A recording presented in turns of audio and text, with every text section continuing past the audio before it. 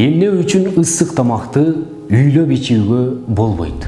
Пайгамбарыбыз саллаллаху алейхи ва саллям ысык тамакты же ысык сууну үйлөп суутууга тыюу салган. Мунун эмне сыры бар? Эмне үчүн Пайгамбарыбыз саллаллаху алейхи ва саллям ага тыюу салган? Азыркы илимий ачылыштардан белгилүү болгондой, адамдын денесинде кээ бир ооруларды жугузбай турган бактериялар бар. Чындыгында бул бактериялар адамды оорудан сактайт.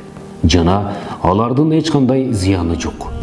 Адам оозунан жел үйлөп чыгарганда бул бактериялар жел менен бирге чыгып турат. Жана оору микробтору болбосо башка адамдарга да зыянын тийгизбейт. Бирок мына ушул аба менен чыккан бактериялар ысык тамакка тиер замат бузулуп, адамдын ден соолугуна зыян тийгизүүчү микробторго айланат.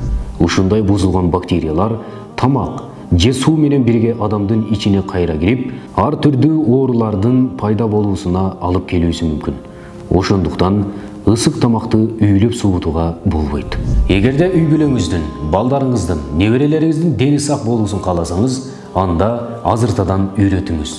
Уулум, балам, неберем, ысык тамакты оозуң менен үйлөп суутууга такыр болбойт. Анткени Пайгамбарыбыз саллаллаху алейхи ва саллям мына ушинтип буйруган. Бул сенин ден соолугуңа зыян болушу мүмкүн. Сенин оозуңдан микробтор чыгат.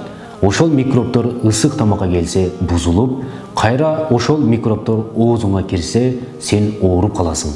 Мындай чуркабай каласың деп, ага жакшы сөздөр менен үйрөтүңүз. Пайгамбарыбыз саллаллаху алейхи ва саллям мындай илимий ачылыштарды 14 кылым мурда айтып койгон. Ал эч качан чыны жок сөздөрдү сүйлөгөн эмес.